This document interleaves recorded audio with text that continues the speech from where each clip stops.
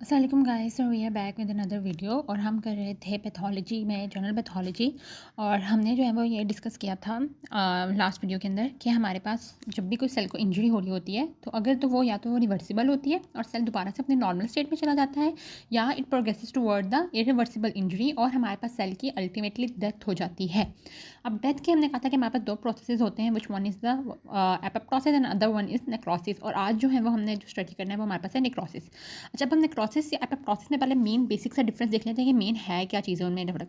तो हम कहते हैं कि हमारे पास जो एपोप्टोसिस होती है it is called programmed cell death. ठीक है, यानी ये एक ऑलरेडी प्रोग्राम होता है कि इस सेल ने अब मरना है। अचानक से कोई सेल नहीं मर जाता, ऑलरेडी पूरा उसका प्रोग्राम होता है और उसमें हमारे पास मरना होता है। ठीक है, एपोप्टोसिस हम कहते हैं हमारे पास फिजियोलॉजिकल भी हो सकती है और पैथोलॉजिकल भी हो सकती है। यानी फिजियोलॉजिकल में जैसे हमारे पास एम्ब्रियोनिक डेवलपमेंट में बहुत सारे सेल बन जाते हैं, ठीक है, उन्होंने बाद में हमारे पास उनकी डेथ होनी होती है, तो वो it is via the process of the apoptosis. यहाँ आरबीसीज का हम देखते हैं लाइफ स्पैन क्या है, 120 डेज है। ठीक है, 120 डेज हमारे पास उनका लाइफ स्पैन, उसके बाद उन्होंने क्या होनी है, उनकी डेथ होनी है। तो वो भी हमारे पास किसके थ्रू हो रही है, एपोप्टोसिस के थ्रू हो रही है। या पैथोलॉजिकली भी हमारे पास सेल जो है वो एपोप्टोसिस के अंदर जा सकता है। और ये ऑलरेडी क्या है, हमारे पास प्रोग्राम्ड सेल डेथ है। सेल चाहता है कि अब बस मैं क्या हूँ, मैं मर जाऊँ। ठीक है, ऐसा नहीं है कि अचानक से कुछ हो गया और सेल नहीं चाहता था लेकिन उसको मरना पड़ गया। ठीक है, ऐसा नहीं होता। जबकि नेक्रोसिस इसका बिल्कुल ऑपोजिट होता है। Necrosis it's unwanted injury. ठीक है, एक सेल नहीं चाहता था मरना, ठीक है, लेकिन उसको इंजरी आई है और उसको अब मरना पड़ेगा। और ये अपने साथ साथ जो है ना वो 3-4 सेलों को और भी साथ में हमारे पास लेकर मरेगा। और ये अच्छे खासे हम देखते हैं कि हमारे पास मतलब इन्फ्लेमेशन वगैरह भी कॉज करवाएगा। वो हम आगे प्रोसेस देखेंगे तो हमें पता लगेगा। और हम क्या कहते हैं कि हमेशा ये हमारे पास क्या होती है, it is always pathological. Necrosis can not be physiological, it always pathological होगी। जबकि फिजियोलॉजिकल हमारे पास क्या होगी, एपोप्टोसिस होगी। ठीक हो गया। अब हम कहते हैं कि हमारे पास नेक्रोसिस जो होती है वो हमारे पास होती क्या है। हम कहते हैं necrosis is a series of morphological changes in a lethally injured cell.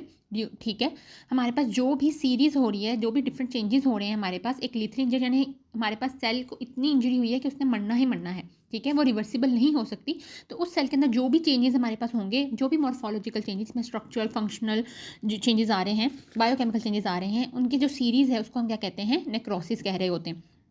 अब हम कहते हैं कि हमारे पास नेक्रोसिस जो है वो किस तरीके से होती है, मतलब मेन उसका हमारे पास क्या चीज़ है कि जो इंट्रासेलुलर प्रोटीन्स होते हैं हमारे पास सेल के अंदर, ठीक है, वो हमारे पास काम करना छोड़ देंगे तो हमारे पास सेल जो है वो लाइक डेथ की तरफ जो है वो जाता जाएगा। अब हम कहते हैं जो भी हमारे पास डिफरेंट प्रोटीन्स हैं, डिफरेंट स्ट्रक्चरल प्रोटीन्स होते हैं, डिफरेंट हमारे पास फंक्शनल प्रोटीन्स होते हैं, इंजाइम्स हो रहे होते हैं हमारे पास सेल के अंदर, ठीक है, जो कि हमारे पास काम कर रहे होते हैं। अब हम कहते हैं उन प्रोटीन को हम किस तरीके से डैमेज किस तरह से होता है उस प्रोटीन का। उस प्रोटीन को हम कहते हैं या तो हमारे पास वो डी नेचर हो जाएंगे प्रोटीन, यानी पीएच हमारे पास ज़्यादा हो गई है, हमारे पास टेम्परेचर ज़्यादा हो गया उस सेल का, कुछ भी जिसकी वजह से वो डी नेचर हो गया, वो काम नहीं कर रहे। या वो जो प्रोटीन्स हैं उनकी हमारे पास इंजाइमेटिक डाइजेशन हो जाएगी। अब इंजाइमेटिक डाइजेशन में हम कहते हैं हमारे पास दो चीज़ें होती हैं, एक होती है हमारे पास ऑटोलाइसिस और एक हमारे पास होती है हेट्रोलाइसिस। ऑटोलाइसिस क्या है कि ये हमारे पास अगर सेल है में डिफरेंट प्रोटीन है, साइटोस्केलेटन के प्रोटीन है, माइटोकॉन्ड्रिया में डिफरेंट प्रोटीन है, ये वो। अब यहाँ पे लाइजोसोम्स भी हैं। अब हमने नेक्रोसिस में हम कहते हैं कि मेम्ब्रेन भी जो है वो रप्चर होने लगती है, तो लाइजोसोम्स की मेम्ब्रेन रप्चर हो जाए, लाइजोसोम पूरे सेल के अंदर आ जाए और ये क्या करेंगे, सारे डिफरेंट प्रोटीन्स की या इंजाइम्स की डाइजेशन कर दें, तो ये हमारे पास क्या हो जाएगा, ऑटोलाइसिस के सेल के खुद ही जो मटेरियल वहाँ से निकला उसने उसको उसकी ऑटोलाइसिस करवा दी। सेकेंड हमारे पास होता है हेट्रोलाइसिस। हेट्रोलाइसिस में क्या होता है कि हमारे पास जो डाइजेशन होगी सेल्स की वो जिस वजह से होगी वो कहीं बाहर से आएगा। ठीक है, यानी जैसे अंदर से तो लाइसोसोम आ रहे हैं ना जो डाइजेस्ट करें, वहाँ पे कहीं बाहर से कुछ आएगा। और मेनली हम कहते हैं हमारे पास WBCs होते हैं, न्यूट्रोफिल्स, मैक्रोफेजेस वगैरह, ये हमारे पास सेल के अंदर डिफरेंट सब्सटेंसेस रिलीज करवा देते हैं जो उसकी हेट्रोलाइसिस हमारे पास करवा देंगे। सारी के सारे जो इंजाइम्स हैं उनको क्या करवाएंगे, डाइजेस्ट करवा देंगे। ठीक हो गया। हम कहते हैं नेक्रोसिस के अंदर हमारे पास जो प्लाज्मा मेम्ब्रेन होती है हमारे पास सेल की, वो डिसरप्ट हो जाती है। ठीक है, यानी हमारे पास ये एक मेम्ब्रेन की है तो ये सारी डिसरप्टेड हो जाएगी। ठीक है, सारी जगह जगह से हमारे पास टूट जाएगी, जिसकी वजह से जो भी सेल के अंदर जितने भी कॉन्टेंट्स होते हैं ना वो सारे के सारे क्या होते हैं, बाहर आने लग जाते हैं। ठीक है, उन कॉन्स्टिट्यूएंट्स को या उन कॉन्टेंट्स को हम डैम्प्स भी कहते हैं, यानी damage associated molecular patterns. Mainly हम कहते हैं इसमें ATP होता है, यूरिक एसिड्स वगैरह होते हैं, डिफरेंट हमारे पास इस तरह के सब्सटेंसेस प्रेजेंट होते हैं।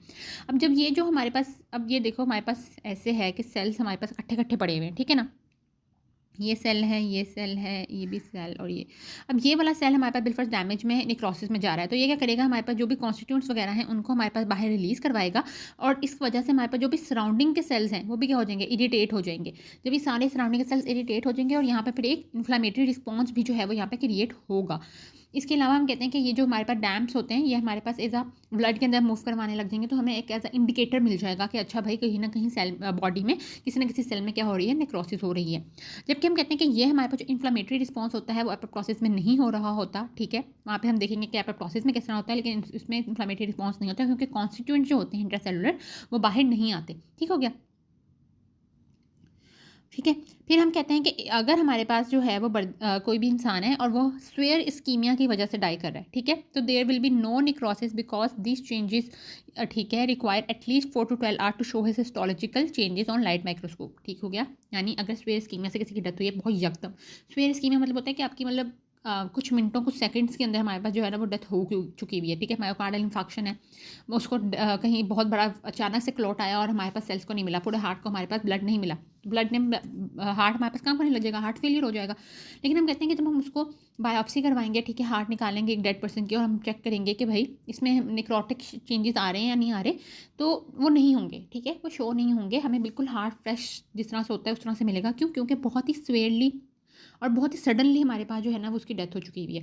तो नेक्रोसिस के जो टाइम है उसको अप्रॉक्सीमेटली हम कहते हैं कि 4 to 12 आवर्स लगते हैं, तो वो हमारे पास उसको इतना टाइम नहीं मिला, वो पहले ही उसकी डेथ हो गई। लेकिन अगर बिलफर्स कोई ऐसे आर्टरी में हल्का हल्का क्लॉट बनी जा रहा है, बनी जा रहा है, बनी जा रहा है, ठीक है, और आहिस्ता ब्लड फ्लो कम होता जा रहा है, होता जा रहा है, होता जा रहा है, और फिर उसके बाद और पूरा पूरा ले लेता है, तो वहाँ पे नेक्रोसिस थोड़ी बहुत स्टार्ट हो चुकी होगी। या अगर हम 4 to 12 आवर्स के बाद देखें तो वहाँ पे नेक्रोसिस स्टार्ट हो चुकी होगी, लेकिन सडनली अगर हम देखें तो वहाँ पे नेक्रोसिस नहीं होगी, ठीक हो गया।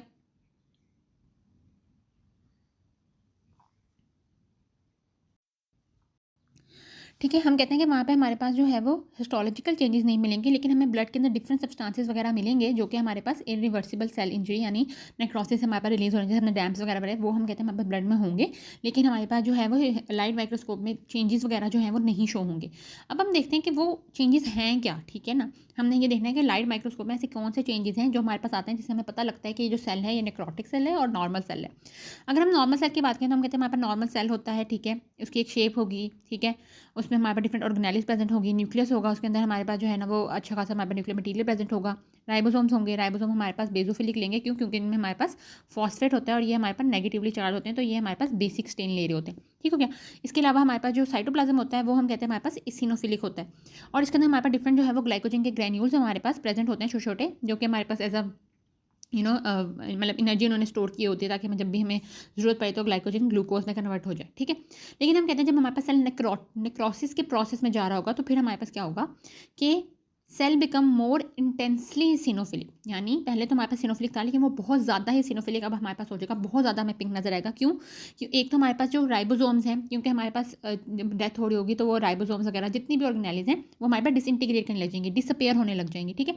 तो राइबोसोम्स हमारे पास डिसअपेयर हो जाएंगे, और राइबोसोम हमें क्या पता है कि वो हमारे पास क्या दे रहे थे, बेजोफिलिक दे रहे थे, तो वो बेजोफिलिक हमारे पास खत्म हो जाएगा, तो वो सेल और ज़्यादा हमारे पास इसिनोफिलिक लगेगा, ठीक है। एक रीज़न इसकी ये है।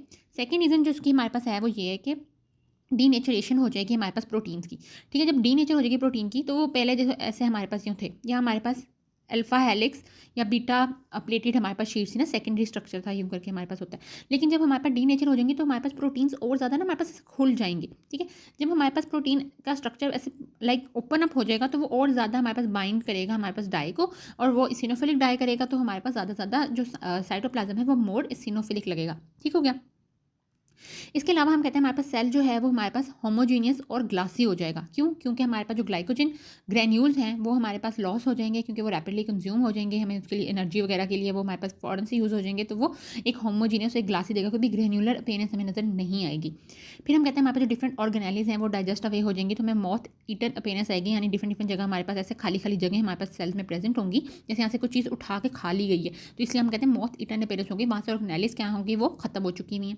फिर हम कहते हैं हमारे पास माइलिन फिगर्स हमें नजर आएंगी। माइलिन फिगर्स पहले भी हमने डिस्कस किया था कि हमारे पास क्या होता है कि ये हमारे पास ऑर्गेनेली है, तो उसके इर्द गिर्द हमारे पास कोई ना कोई क्या है कि उसकी मतलब हमारे पास ये मेम्ब्रेन है, उसके अंदर ऑर्गेनेली पड़ी है, जैसे माइटोकॉन्ड्रिया की मेम्ब्रेन है उसके अंदर हमारे पास उसके सारा पड़ा है। अब अंदर से खाया गया है तो ये बाहर हमारे पास सिर्फ मेम्ब्रेन बच गई है, और membrane is made up of the phospholipid, तो ये फॉस्फोलिपिड के जो है ना वो ऐसे वर्ल्ड से बन जाएंगे, ठीक है। क्रम्पल्ड मेम्ब्रेन्स भी हम इन्हें कह रहे होते हैं, ठीक है। तो इनको हम जो है वो क्या कहेंगे, इनको हम माइलिन फिगर्स कहेंगे।